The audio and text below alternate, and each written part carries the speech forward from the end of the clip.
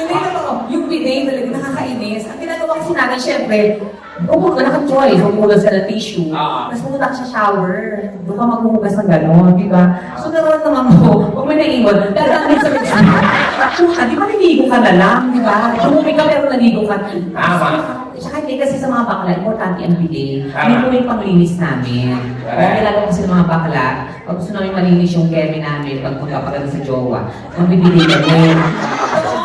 Nagano yung bidet, kasi mapasok yung tubig, kasi iluluwa. Hanggang sa malinis siya. Oo, para wala kami pag nagtakeo yung hawakan. Ang problema lang talaga, minsan may mga bidet na sobrang lakas, parang bumbero. Diba? Ano ninyo? Diba? Minsan nangyari, hindi ko alam. Binigay lang ako sinalabas sa bibig ko.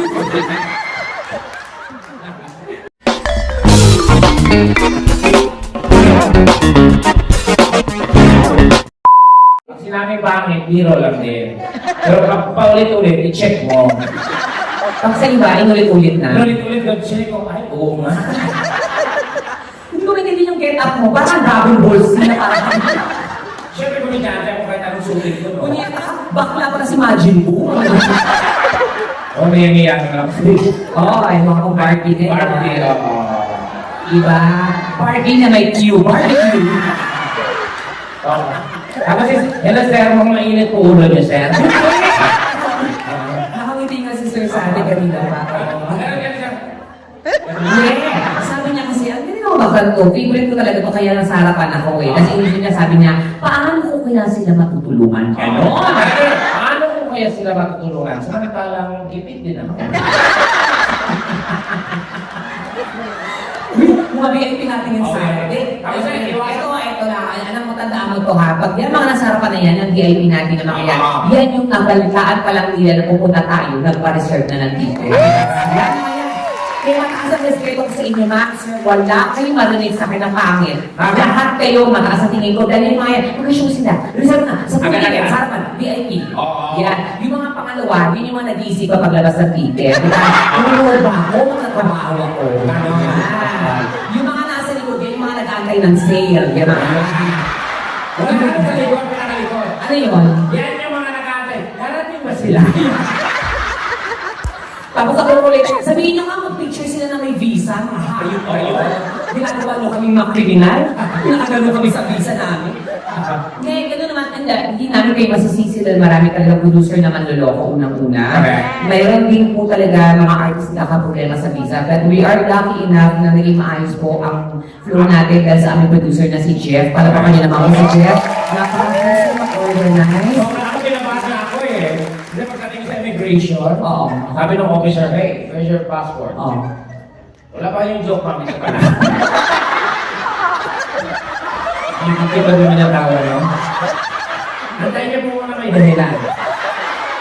Eto, ipaprocess ko na lang yung joke. Ewan ko na. Sige na, nakapawin ka naman. Ay, Sinigong ko na yan.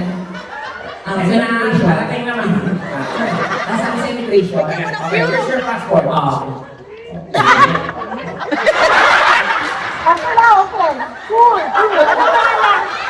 Bakit may immigration sila?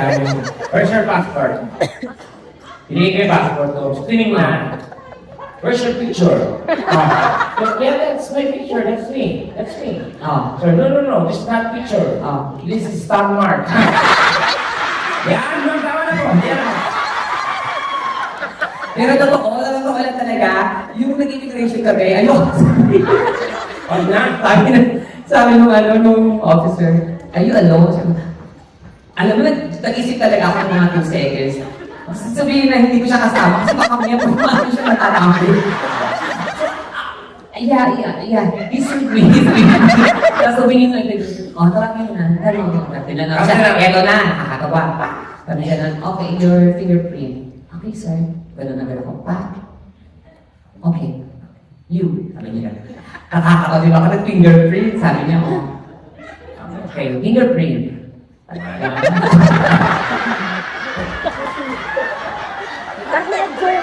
Alam mo yung sabi ko talagang utang. Ang gago ka. Baka mapagtama ng may amat ka.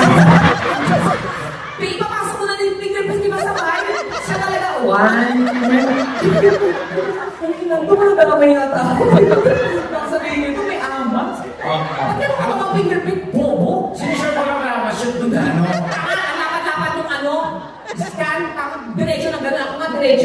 dalawa. Kanya-kanya style yan. O sabi nga ng mga officer, are you alone? Oh. Yes. Oh, what kind? Torta. Torta ano? Yes, eto na. Kung kasama ko talaga ito, pinakabahan ako. Ito na, talaga sa kami, ng babae. Pak. Zero na ng officer. Lumag-check ng mga maleta. Hindi na talaga kami dalawa. Ako, dead man lang kami. Excuse me, you speak English? Yes, sir.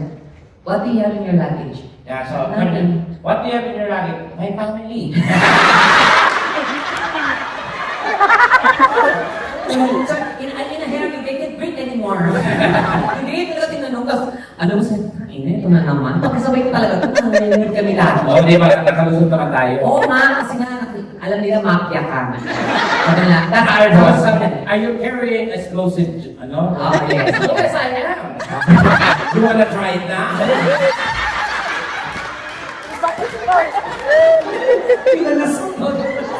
Okay, sukay. Hindi totoo po yun. Pero happy-happy kami na nakasama namin kayo tonight. Kaya palakpakan naman tayo students.